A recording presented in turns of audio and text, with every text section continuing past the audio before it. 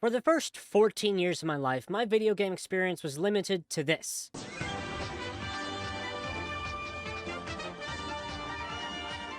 To be clear, the DS was great. It had the best Pokemon games, it had Sonic Rush, and a lot of other great titles. But when I'd visit my friends' houses, I'd get a little taste of the HD home console experience. Specifically Sonic Lost World running at 720p, but it was a big deal to me. I'd always wanted a home console, but you know, those things cost money. Money that I didn't have. In 2015, Nintendo announced a new home console simply called the NX, and I was determined to get it. I scrounged up pennies and hoarded all the money I got for 2 years straight. And on Christmas 2017, I dumped a huge pile of coins on the CEX counter and got myself a Nintendo Switch. I finally had a home console, and I vividly remember just tearing up a little bit on Christmas Day. I set up the console and booted up a game. At that moment, my idea of video games switched from this to this.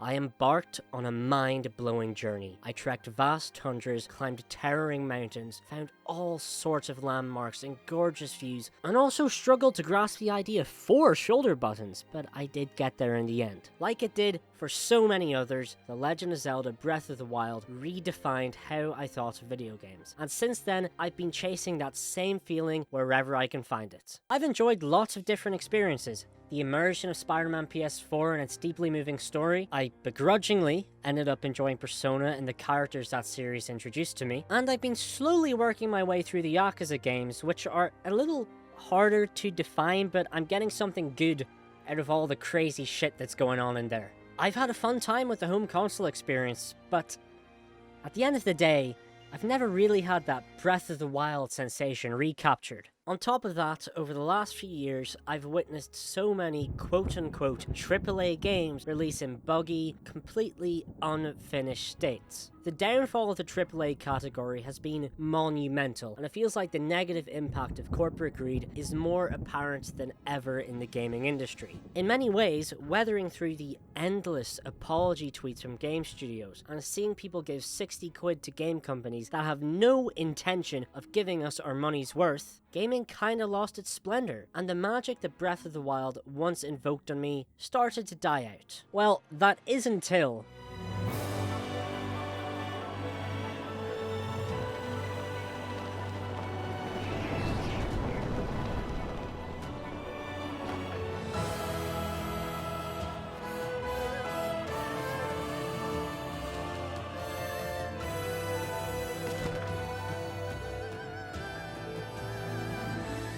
Yeah, that's what the big preamble has been leading up to. The Legend of Zelda, Tears of the Kingdom.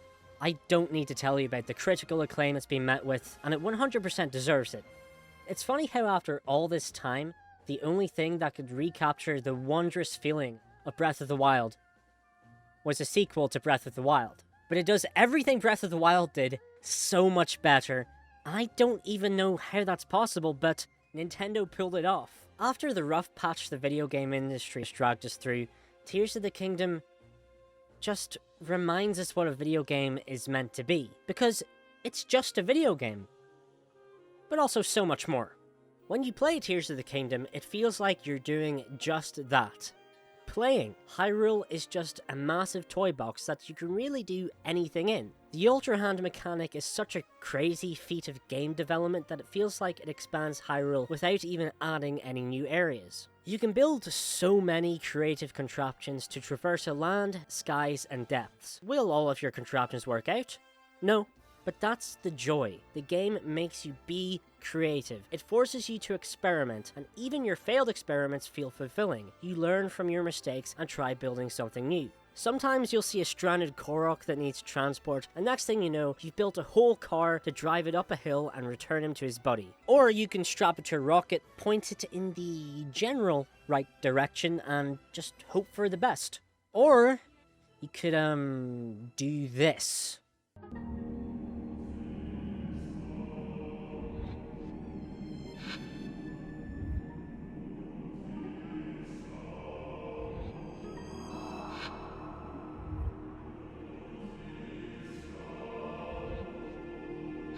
Point is, there's a seemingly endless amount of ways to travel in this game. Stone glider, a hover stick, I love the hover stick, or whatever the fuck this is. The other abilities like recall and ascend are largely there for quality of life. It helps you save time when climbing cliffs, and recall is really good for when you accidentally drop your whole contraption off the edge of a sky island after spending 10 minutes building it. Where these abilities really shine is in the shrines. I guarantee everyone watching feels like a genius every time they use recall to suspend a platform in the air and just ascend right through it to skip the puzzle. And you should feel that way, because you are a genius.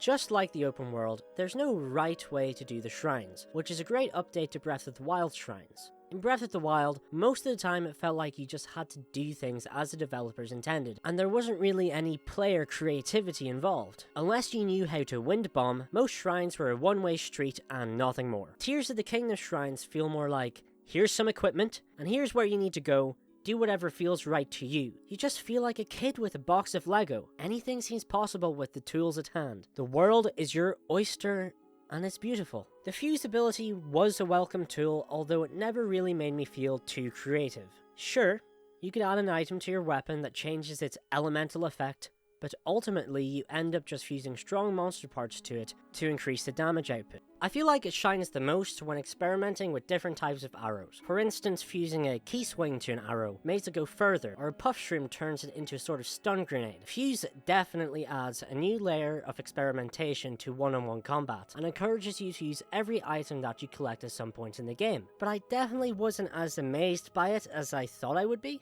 I found myself using all the other abilities more often when it came to attacking monsters, since there's just more avenues of experimentation. However, credit where credit is due, any game developer will tell you that from a coding perspective, this thing is amazing. I don't dislike Fuse at all, it's 100% an upgrade over Breath of the Wild, but it never really filled me with a sense of awe when I used it. But at least it actually incentivizes you to seek out monsters to fight for materials. From a narrative perspective, these abilities in Link's arm helps us feel a deeper connection to the Zonai. Given the amount of time we spend doing things outside of story and progression, having our journey significantly aided by the abilities of the ancient race keeps you interested and curious in them. And I actually appreciate this a lot given the disjointed method Tears of the Kingdom uses to present its story. Right, I gotta talk about this. The fact that we can just shoot up into the sky, look at some breathtaking scenery, then dive all the way underground seamlessly. One of my favorite things to do in Breath of the Wild was to just look at the views, and Tears of the Kingdom gives you the most breathtaking, dopamine-inducing views of Hyrule yet. It's just so pretty, I can't even comprehend it's on the Switch. I know this is the same Hyrule as Breath of the Wild, but it does not feel like it. The fact that the whole sky is accessible and you can get just really high up, it's awesome. There's no eloquent way for me to describe this, but if you've played the game, you know what I mean.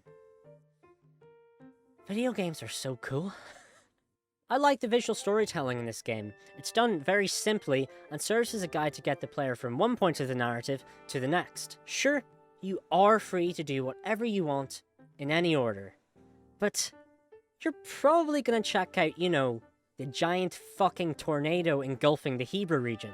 The story is pretty hard to miss. You're constantly getting viewpoints from crazy altitudes that make it easy to notice the malice streaming from Death Mountain or the sandstorm in the Gerudo Desert. All of these visual set pieces remind you of the turmoil that has engulfed Hyrule and serves as a tense undertone throughout all of your journey. Once you get up close to these phenomena, the new atmosphere takes over and shows you the problems each race of Hyrule are facing due to the rise of the Demon King. The sense of serenity we got from the vestiges of a time long past in Breath of the Wild has been wiped away. The problems in Tears of the Kingdom are present and immediate. The soothing Rito Village theme has been remixed into a gloomy and muffled track that reflects how the storm has smothered their whole area in snow. As soon as you visit Zora's domain, you're met with the sight of sick Zora everywhere, as Ganondorf has poisoned their water supply, leaving them more vulnerable than ever. Gerudo Town is deserted once you get there, as the Gibdo sandstorm proved too much for the Gerudo people, and they're driven underground. Then in the Eldin region, Ganondorf, he took a page out of the CIA in the 1990s book and pumped crack into their community, completely killing their productivity. Or something like that. Truly despicable. Point is, all the story-related areas have a distinct visual appearance, both from a distance and once you get close to the areas. I just love when the story affects the conditions of the world in any video game. It helps you get more immersed in the experience and makes me feel all good in my geodenim. Most open world games really fail to hook me in the story department, so seeing a game with a world as big as this succeed in that just makes me feel like a kid in Disneyland. The same can be said for the game's memory, since the giant glowing geoglyphs are pretty hard to miss, and I'm glad I didn't have to walk around looking for tiny glowing orbs like in Breath of the Wild just to get more story. I've used the word atmosphere a fair few times, which probably brings up the most common Zelda topic associated with it. Dungeons. Being real, the dungeons in Breath of the Wild sucked. Some people refuse to even call them dungeons, they're that bad. The Divine Beasts were boring puzzle labyrinths, and all of them use the same atmosphere instead of crafting their own unique theming. It also doesn't help that the theme all of them use is just ugly to look at, and the music becomes grating after a while. And the Blight bosses are boring. These complaints have been repeated for 6 years, and yeah, the devs listened. Each dungeon has its own theming, and I gotta say, the vibes are on point for each of them. Without a shadow of a doubt, the Wind Temple has my favourite atmosphere, as it makes me feel like a tiny man clinging on against the elements. Not to mention the approach to the dungeon as you go higher and higher into the sky and you get closer and closer to the storm. I've never felt tension build up in a video game like that before, and I imagine it'll be a while before I do again. I appreciate that each dungeon doesn't try and restrict Link's climbing abilities like the Divine Beasts did. You're free to get around as you please, and the puzzles lend themselves to that freedom. I found all the puzzles to be fun, but they're definitely not the most challenging out there. I'd say how a regular player fares with the dungeons depends on how many shrines they've experienced beforehand. The important part is I found each dungeon's puzzles satisfying to complete. I personally don't need them to be challenging to be fun. This sentiment extends to the bosses as well. They're fun to fight and provide a great spectacle, the Wind Temple boss fight being the coolest in my opinion, but I can't say they're all that challenging, which I can imagine some Zelda fans would dislike, but I'm not bothered. They're fun, visually unique from one another, and the boss themes go hard. I've talked a lot about the visuals, but Tears of the Kingdom sounds really good. I'm not an audio expert at all. There's plenty of videos breaking down the sound design of this game far better than I ever could, but there's no way I could go without mentioning it. In many ways, when I'm thinking about Tears of the Kingdom, the most prominent aspect of my memory always seems to be the sound. The noises produced by Link moving, how that sound changes depending on the material of the clothes he's wearing, how the noises of the weapons, bows and shields banging against each other vary with what weapons Link has equipped. You can hear the life of the world around you, letting you know who or what is nearby, even if you can't see them. The way the gentle soundtrack chimes in whenever I reach the top of a mountain or somewhere even higher with a magnificent view, the musical transition from sky to ground, and the gloomy theme of the underground that heightens my paranoia as I wade through pitch darkness.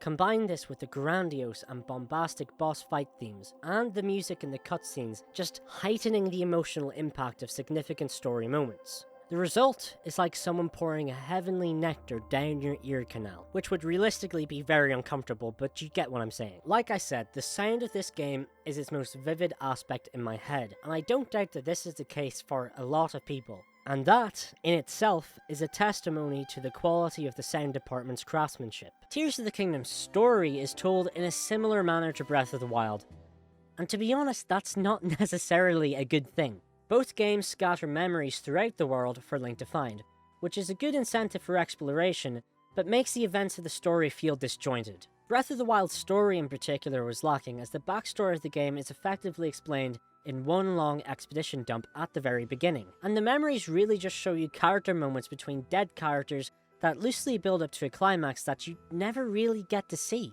Ultimately, I found myself feeling pretty emotionally detached from Breath of the Wild's story, and Link and Zelda reuniting didn't affect me all that much. Tears of the Kingdom fixes a lot of this. The story feels more present as it unfolds a mystery that is actually affecting the present. Having Zelda get trapped in the distant past, but also appearing in the present, does a lot to keep me invested in the memories she left for Link to find. The game gives me questions. Who or what sealed Ganondorf under Hyrule Castle? What events led to this happening? Why is Zelda appearing around Hyrule, plaguing the different domains? How did Ganondorf know Link and Zelda's names? What are we going to do about the broken Master Sword? What plan did they come up with years ago to fix the present? That's a lot of questions, and the answers to them all lies in the memories left behind by Zelda. It doesn't fix the problem of the method of storytelling feeling disjointed, but the fact that the memories are interesting and move the plot forward helps offset that grievance a fair bit for me. Visiting each geoglyph also adds a sense of purpose to my playthrough, as the more light is shed on the phenomena of the present, the more I feel motivated to kick Ganondorf's ass. In Breath of the Wild, you want to be Calamity Ganon because it's kinda just there, right in the middle of the map. The memories in Tears of the Kingdom presents a genuinely evil character who fucks with characters you like, and he forces Rauru to sacrifice his life to steal him away so you can kick his ass in the present. Rauru was a nice fucking guy, and if seeing him hype Link up to the Demon King in his final moments doesn't emotionally invest you in killing that bastard, I don't know what will. A nice bonus is that the cutscenes are composed a lot better and do a good job of keeping things dynamic during action scenes. A lot of people don't like the English Zelda voice actor, but I think she's great. The intense cinematics even carry over into the gameplay when you play through story moments in real time. The set pieces towards the end are amazing. You ride Zelda as a dragon, and she helps you fight Dragon Ganondorf. Dopamine! Then you have this beautiful final moment where it all comes full circle and you skydive towards Zelda, finally reuniting with her, and it's never felt so gratifying to hold a button.